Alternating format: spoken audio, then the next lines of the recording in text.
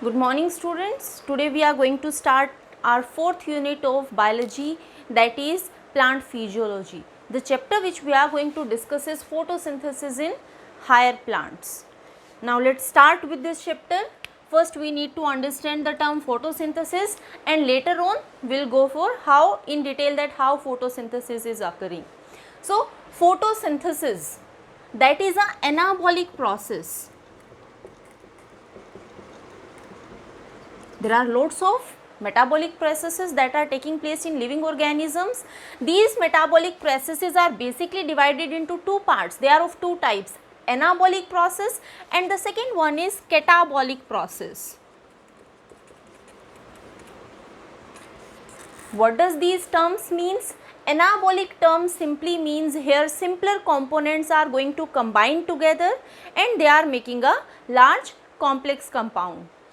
Catabolic means breakdown. The complex compounds are going to break down into simpler ones. That simply anabolic and catabolic means. Example of anabolic processes is photosynthesis. Example of catabolic processes are like respiration. What is happening in photosynthesis? In photosynthesis, the green organisms which are having chlorophyll in them, whether they are plants or they are algae or even some of the bacteria are also there. These organisms are using some of the inorganic raw materials and they are responsible for the formation of glucose. That what photosynthesis is. Now in respiration the glucose is going to be broken down again into the simpler inorganic compounds. So this is the difference between catabolic and anabolic process. Here we are not going to discuss about this catabolic process. We are only going to talk about photosynthesis, that is the anabolic process, and in next chapter we will discuss about respiration. So let's come to this photosynthesis. How we can simply define photosynthesis? Simply it is an anabolic process that is using some of the inorganic raw materials. These inorganic raw materials are carbon dioxide and water in presence of radiant energy that is coming from sun.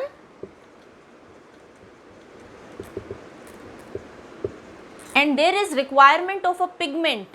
That pigment is going to absorb this radiant energy and that pigment is chlorophyll. And these raw materials are combining together in a definite proportion and they are responsible for the formation of organic compound. There will be liberation of oxygen.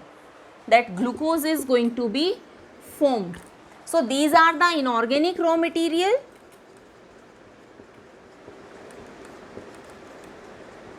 We will discuss in detail about these inorganic raw material and they are responsible for the formation of a organic material. That what actually photosynthesis is. But अगर हम detail में photosynthesis की बात करते हैं and if we focus on this water molecule, तो water जो present है, water के दो function है. There are two functions of water. First function is the hydrogen that is present in water. That hydrogen will be going to reduce this carbon. Carbon dioxide की जो carbon present है उसके reduction के लिए the hydrogen that is required that is coming from water. Plus the second thing is the oxygen that is being liberated out by the plants. That oxygen is also coming from water. So we are basically modifying this equation like this way. Here radiant energy is there, chlorophyll,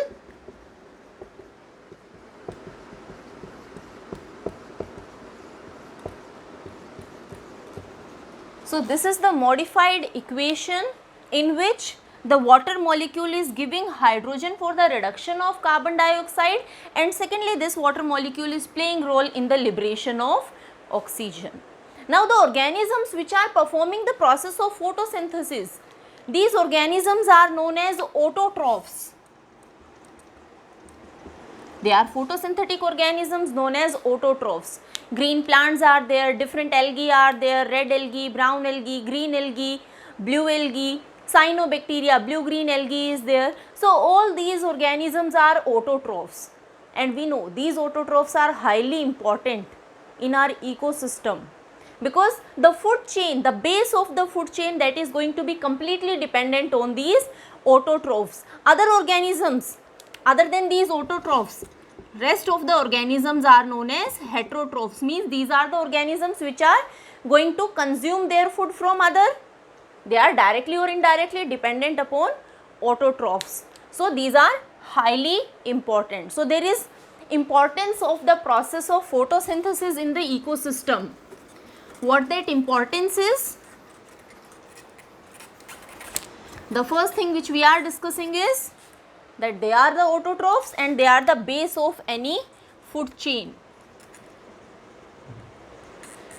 Autotrophic organisms are playing an important role in a food chain, because the food is going to be made by these autotrophs, and rest of the organisms present in a food chain, they are directly or indirectly dependent upon the autotrophs. Another importance of photosynthesis is oxygen. They are increasing the amount of oxygen in atmosphere, because these are the only organisms which are liberating oxygen. Rest all the organisms, they are respiring, and during respiration they consume oxygen. So because of consumption of oxygen in large amount, the concentration is going to decrease in atmosphere, and plants are the, or you can say photosynthetic organisms are the only organisms that are giving back this oxygen to the atmosphere. The third thing is they are reducing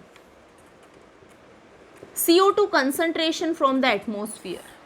Again, because they are taking CO2 for the process of photosynthesis and they are removing oxygen. So more and more plants are there, or more and more photosynthetic organisms are there, more carbon dioxide consumption will be there and more oxygen will be liberated out.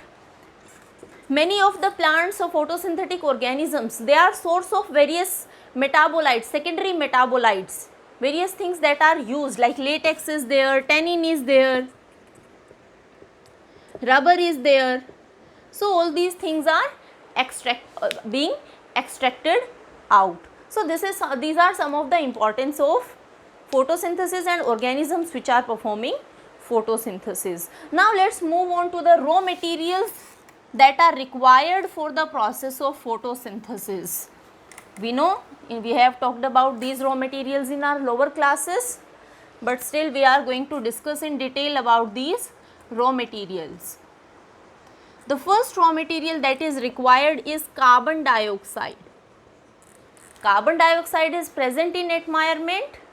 Plants are having stomata in their leaves. So by the help of stomata, CO2 is going to enter into plant simply by the process of diffusion. Some of the carbon dioxide is also coming from soil in form of carbonates from soil. And if we talk about hydrophytes, the plants which are living in aquatic conditions, they are taking carbon dioxide in form of bicarbonates.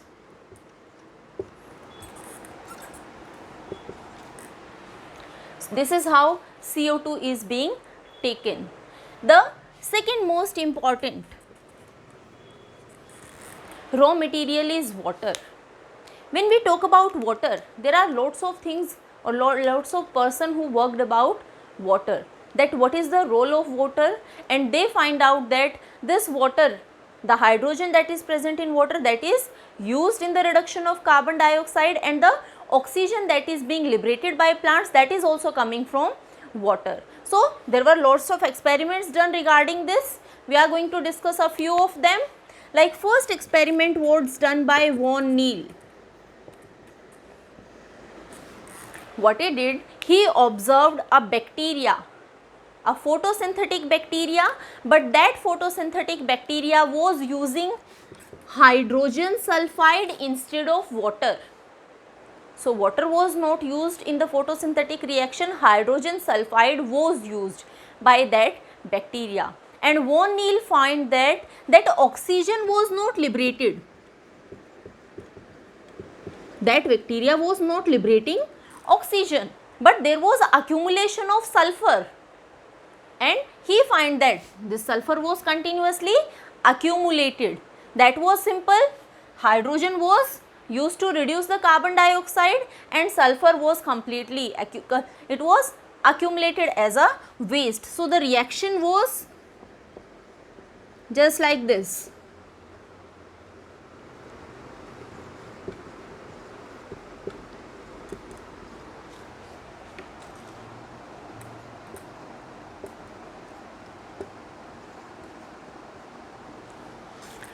This is how the reaction took place in the bacteria. There was accumulation of sulfur and there was no liberation of oxygen, because that was not using water over here, hydrogen sulfide was being used. So from here he concluded that yes, this hydrogen is used in the reduction of carbon dioxide, but the oxygen that is coming from water, because if oxygen, there are two sources of oxygen, carbon dioxide is also having oxygen. If that oxygen was coming from carbon dioxide, then this bacteria would have also liberated oxygen, because CO2 is there, but this CO2 didn't break into oxygen and carbon. So oxygen was liberated, not liberated. That simply means that water is the source from which oxygen is coming. So that was proved by von Neil. Another scientist was Robin Hill.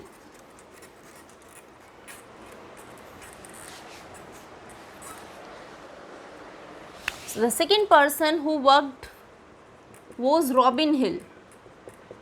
What he did, basically he was working on leaves of chickweed.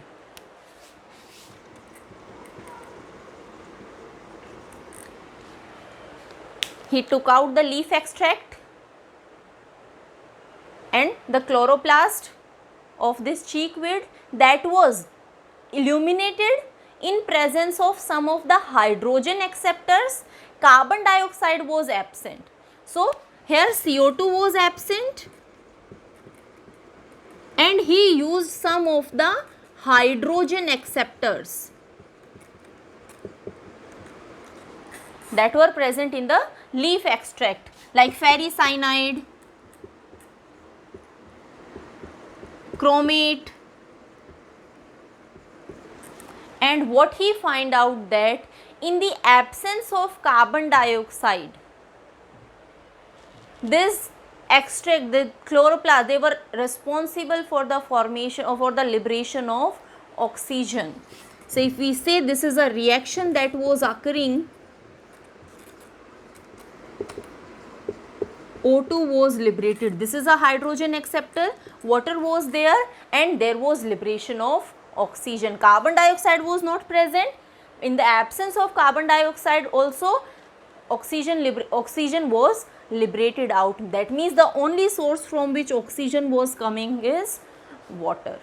So all the hydrogen acceptors that were being used, they are known as Hill oxidants. And the reaction in which oxygen is being liberated out even in the absence of carbon dioxide, that reaction is known as Hill reaction. Carbon dioxide की absence में भी अगर हम chloroplast को illuminate करते हैं hydrogen acceptors की presence में, तो भी ऑक्सीजन लिबरेट होती है. And such type of reaction that was performed by Robin Hill, that reaction is known as Hill reaction. So here he clearly proved that carbon dioxide is not the source of oxygen, it is water that is actually liberating oxygen. And the third scientist who were working was Rubin and Kamin. What they did, they simply did a simple experiment. They illuminated the chlorella,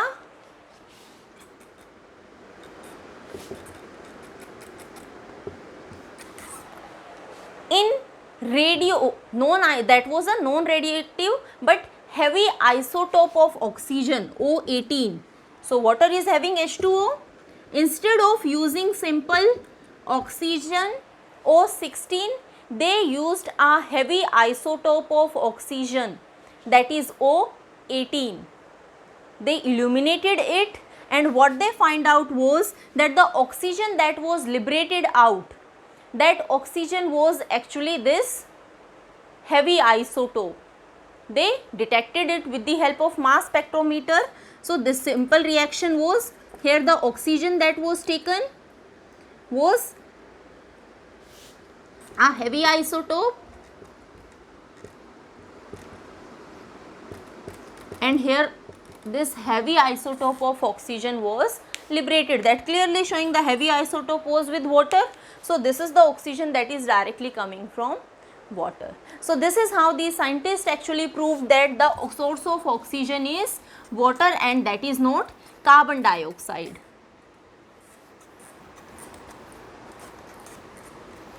Now the third thing is light.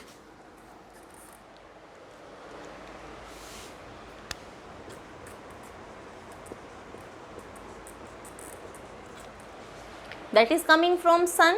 So from all the electromagnetic spectrum, only the visible light is used for the process of photosynthesis. The visible light is almost ranging from 390 nanometer to 700 nanometer, and then can be broken down into different colors. We know VIBGYOR is there.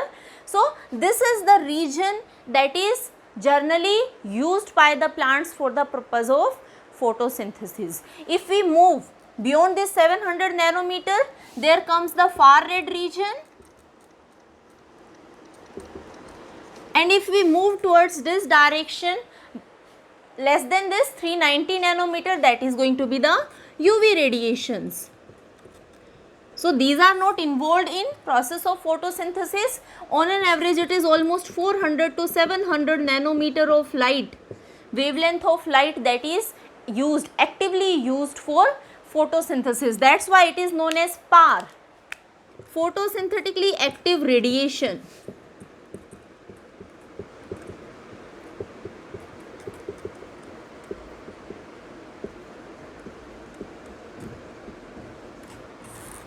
Now out of this photosynthetically active radiation, there are some regions in which photosynthesis is maximum, and there are some regions in which photosynthesis is minimum. That simply is that green light is going to show minimum photosynthesis, because plants are green in color, that simply means they are going to reflect and transmit back green color, that is not being absorbed by the plants. That's why minimum photosynthesis. Red and blue region are the parts where maximum photosynthesis is going to occur.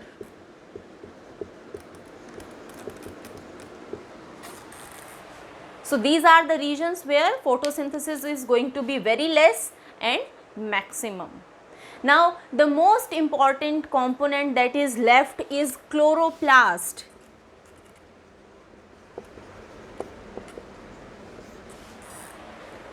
Chloroplast is a double membrane bound cell organelle that is present in plants, and that is the place where photosynthesis is going to occur.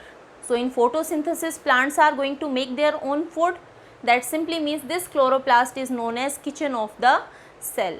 Where these chloroplasts are going to be present? These chloroplasts are generally present in the leaves, and specifically in the mesophyll cells of the leaves. These mesophyll cells, they are arranged near to the surface of the leaves, because gases are going to diffuse. So more closer they are present near the surface, there will be more easy diffusion of gases.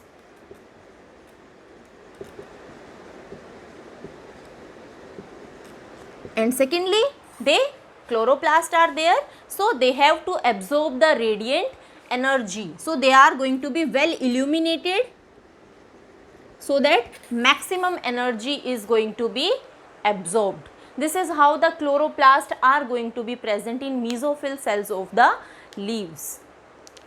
So let's see the structure of chloroplast, how different parts of chloroplasts are arranged.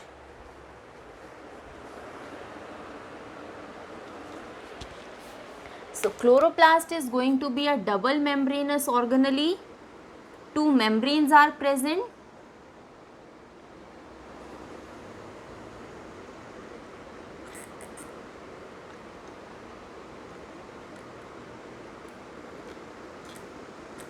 9 to 10 nanometer in thickness. Both the membranes are continuous and smooth. This is going to be the outer membrane and inner membrane.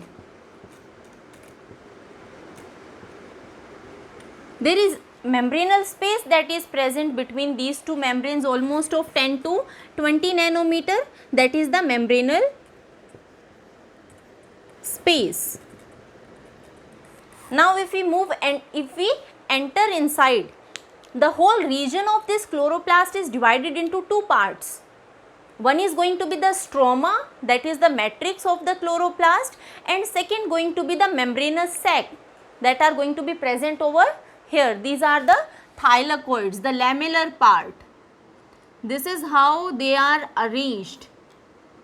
The membranal sacs, they are arranged in form of stacks, and each individual one is known as a thylakoid.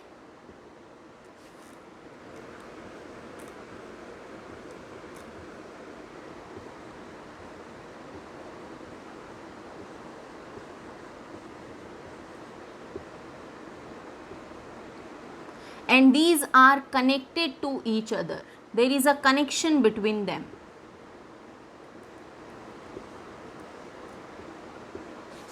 This is how they are connected with each other, and the rest of the part is the stroma part, the matrix part.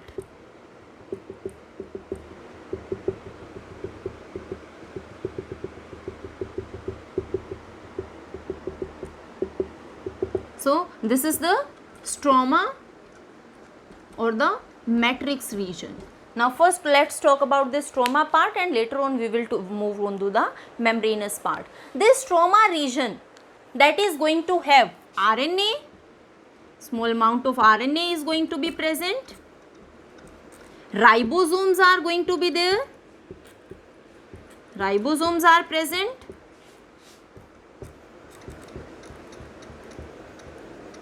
DNA is there.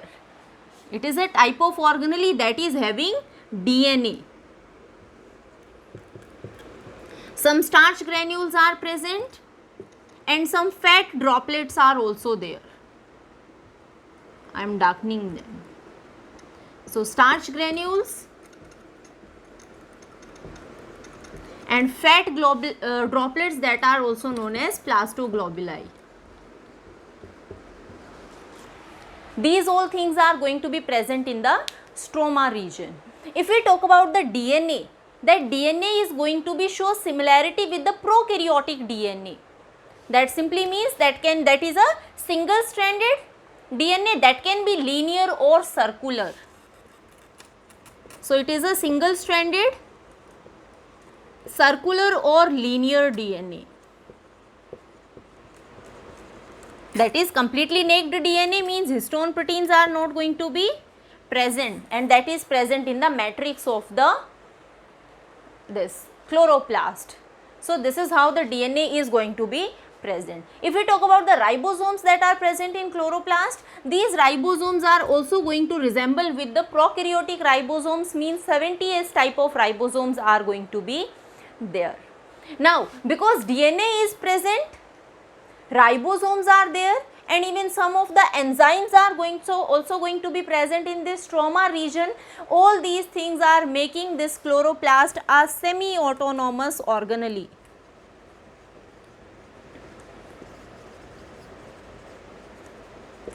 That means the DNA is having information for various proteins that is going to be transcribed into mRNA, and with the help of ribosomes that will be translated into proteins, and chloroplast is going to form some of the proteins by its own. That's why a semi-autonomous organelle. Not all the proteins are going to be formed. For that it is going to be dependent upon nucleus, but some are going to be synthesized by its own. That's why we are saying that it is a semi-autonomous organelle. Now if we come to this membranous part, so here I told you that this is how the thylakoids are going to be present, and these thylakoids are going to be arranged in stacks, and this one is known as a grana. So a granule thylakoid is there, that is arranged in form of grana, and some of the thylakoids are there which are present in stroma region and they are not stacked. So these are known as stromal thylakoids. So simply there are two type of thylakoids that are present in form of grana, granule thylakoids and stromal thylakoids. This is how they are present. Now if we take a deep look in this portion, the thylakoid portion, the granule and stromal thylakoid portion, there are certain things that are present in these portions and they are highly important for the process of photosynthesis. What these things actually are? Photosystem are present in these region, photosystem 1 and photosystem 2, a cytochrome B6 complex is there and a coupling factor is there. In this chapter we are going to discuss about each one of them, what these actually are and what function they are performing, but just now we are telling their location, that where these things are present in the chloroplast. We will move on to their functions later on. So all these things are present in this thylakoid portion, whether it is granule thylakoid or it is stromal thylakoid. So let's see how they are present.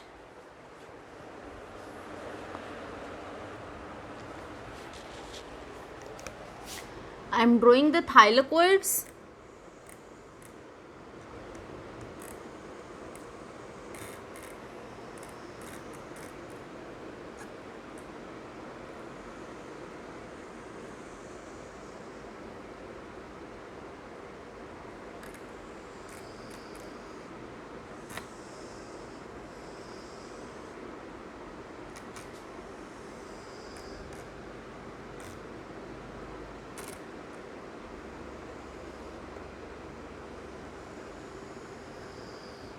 This is how the thylakoids are present.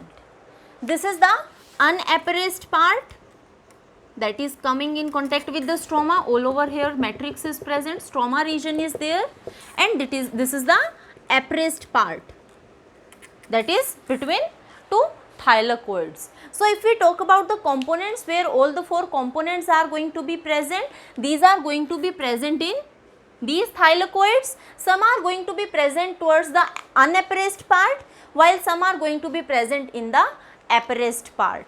Which components are going to be present in the unappraised part? First one is the coupling factor.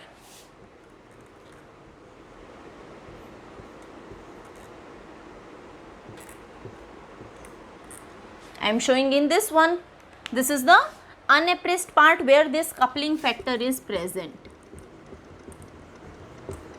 What this coupling factor is actually, जब हम mitochondria पढ़ते थे, in mitochondria we talked about F0 F1 particle, oxysome that is involved in energy synthesis, ATP formation, that is the same coupling factor which is present over here, and here it is known as CF0 CF1, and that is involved in the process of photophosphorylation.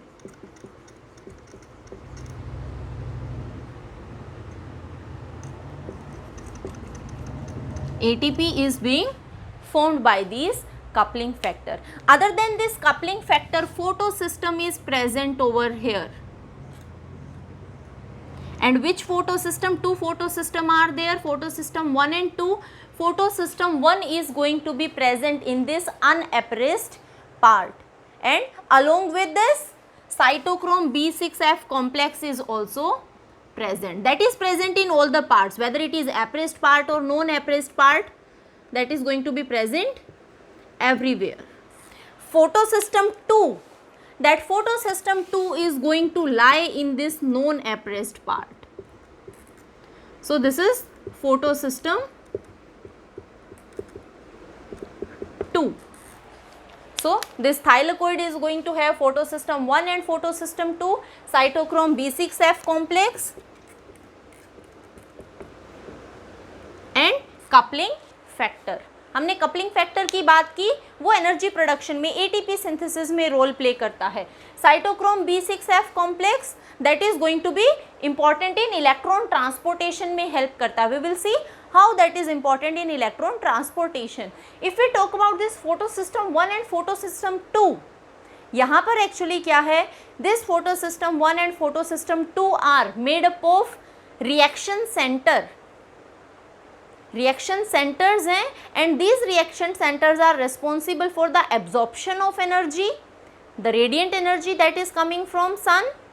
They are going to excite and they are going to emit back this energy, and process of photosynthesis is occurring because of them. So we are going to discuss in detail about the photosystem 1 and photosystem 2, but just now we have seen where they are present. Now we are going to talk about the pigments, photosynthetic pigments.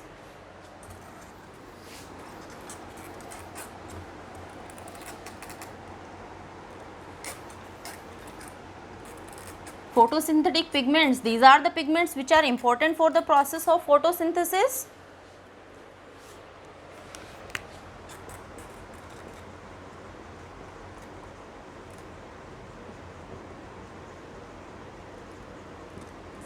And the organisms which are having these pigments, they are doing the process of photosynthesis. These are chlorophyll and carotenoids. So these are the pigments which are involved in photosynthesis. If we talk about chlorophyll, we are having plants chlorophyll A, B, C, D, E.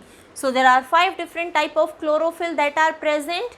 Abundant is A and B that are present in almost all of the plants, and chlorophyll A is going to be the universal photosynthetic pigment that is present in all the higher plants, and that is the primary photosynthetic pigment also, because the process of absorption of radiant energy that is done by this chlorophyll A. So this is a universal photosynthetic pigment.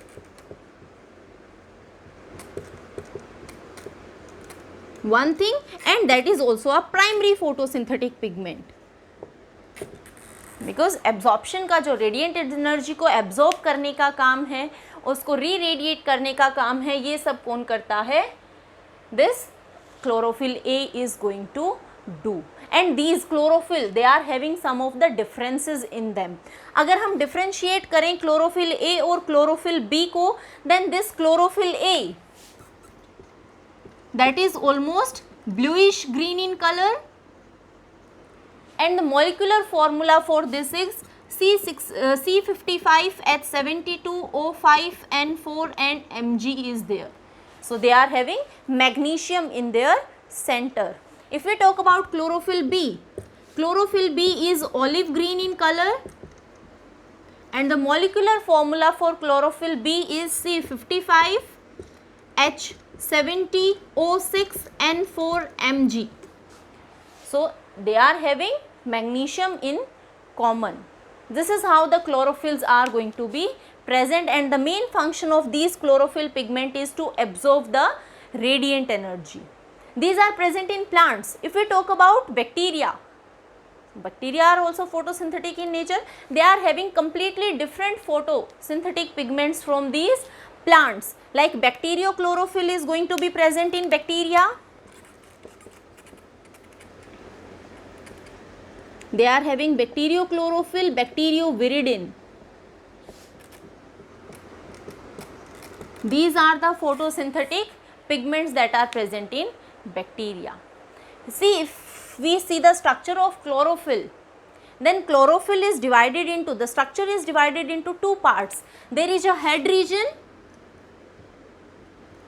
and a long phytol tail is there. The head region is known as porphyrin head, and a long chain is known as phytol chain. So there are various pyrrole rings are present. Pyrrole rings are in the center, magnesium is there.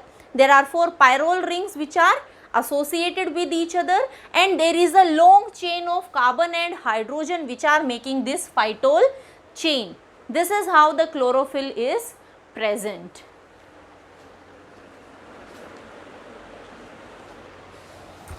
Now we said that the function of chlorophyll is to absorb radiant energy. After the absorption of radiant energy, they are showing a very important phenomena, that is photoluminescence. That simply means they are going to reradiate the absorbed energy. जितनी energy उन्होंने absorb की है उतनी energy को वो वापस से reradiate करते हैं. That is the property of chlorophyll. So जो फोटोल्यूमिनेंस है that can be of two type. The most common one is the fluorescence and the second one is phosphorescence. Fluorescence, chlorophyll A is generally going to show fluorescence. That is the most common type of photoilluminance that is done. Chlorophyll A जितनी radiant energy को absorb करता है, radiant energy को absorb करने के बाद obviously it is going to get large amount of energy. It is going to enter into a higher energy state. वो एक हायर एनर्जी स्टेट में एंटर करता है. So this is a reaction centre that is made up of chlorophyll A.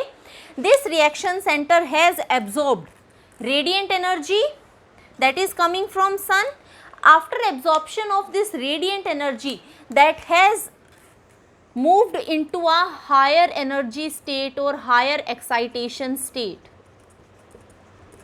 Now it is not going to live into this higher energy state for longer time. It is going to come back to its normal state by re-radiating the energy that is being absorbed by this chlorophyll. जो re-radiating energy होती है that is of longer wavelength, जितनी absorb किया था उससे longer wavelength की होती है and that is of less energy. So from here it is going to emit back the energy, re-radiate the energy and it is going to come to its ground level. That is fluorescence. The emission of this re-radiated, the absorbed energy is going to be re-radiated back and it is going to come back to its ground state. अब same thing is happening in fluorescence as well as phosphorescence. difference क्या है? जब हम fluorescence की बात करते हैं this re-radiation is instant, immediate. जैसे ही क्लोरोफिल ने एनर्जी एब्जॉर्ब की वैसे ही अगले ही सेकंड में that is going to emit back, that is going to re-radiate it. But phosphorescence is delay in re-radiation. Sometimes some of the chlorophyll molecules, they are not going to re-radiate the energy at the same time. They take some time and after that re-radiation occurs. That delay is phosphorescence, that is seen in very less conditions. Fluorescence is the most common one. Here immediate re-radiation is going to occur. And sometimes what happen, जो energy re-radiate होती है वो एक साथ नहीं होती है. That is, first it is going to emit small amount of energy that is coming to a stage over here. It is going to rest for a stage over here and later on it is going to emit remaining energy and then it is coming to ground level. So once the complete energy being re-radiated, that is a singlet stage. If it is coming to a third position, that is a triplet stage. सारी energy एक साथ emit नहीं हुई है, steps में emit हुई है. First small amount of energy is being released, it is coming to some of the lower position, उसके बाद वो remaining amount of energy release करता है and that is also a type of phosphorescence. ये भी एक type का phosphorescence है. So this is how the chlorophyll is going to be functioning.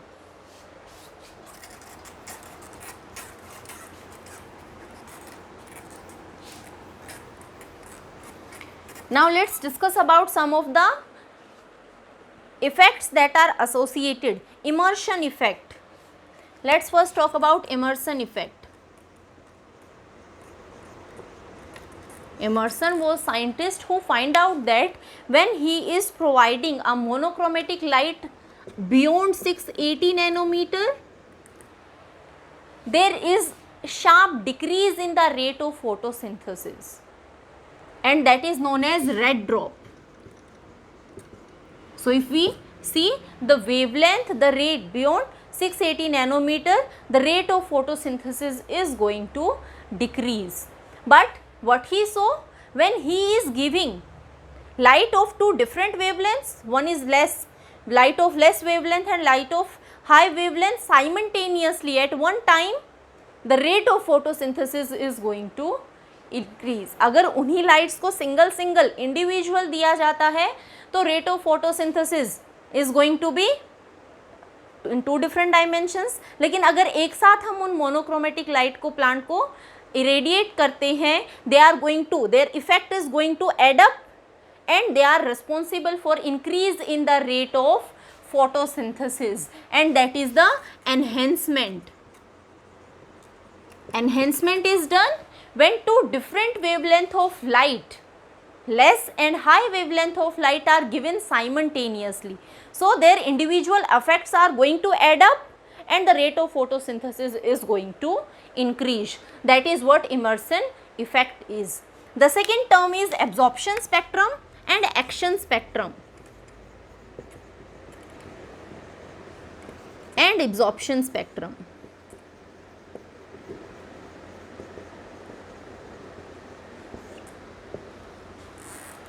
So first we discuss about absorption spectrum, that we will come to action spectrum. It is very easy to understand.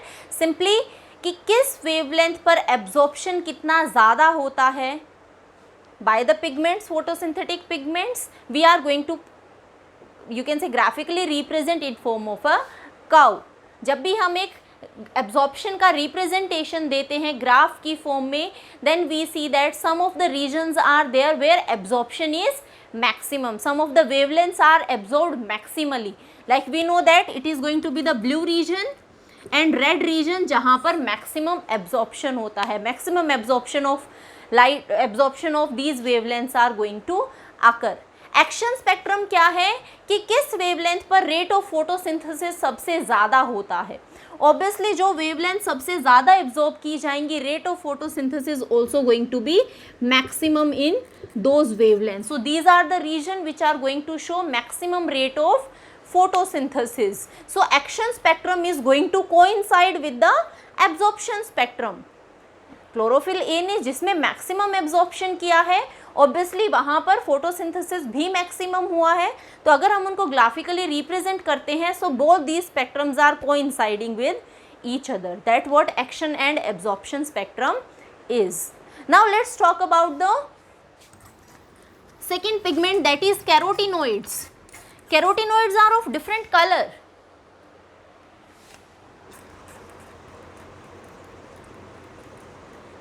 Yellow color, brown color, or brown color is there. These carotenoids, they are also responsible for the absorption of radiant energy, but of different wavelength. ये different wavelength की radiation energy को, radiant energy को absorb करते हैं and finally किसको donate कर देते हैं? They are going to absorb and donate it to the reaction center. Reaction center means chlorophyll A. So chlorophyll A के around these carotenoids are present, which are functioning as accessory pigments, which are absorbing wavelength, different wavelengths, and they are giving it to the reaction center, that is chlorophyll A. We are having two types of carotenoids, like there is xanthophyll and carotenes. Carotenes are orange in color and they are present in tomato, chilies, which are red in color. So their carotenes are going to be present. Xanthophylls. Xanthophylls are the another type of carotenoids which are almost yellowish in color. So these are the carotenoids that are going to be present. So these were the photosynthetic pigment. Next time we will discuss about photosystem 1 and photosystem 2 in detail.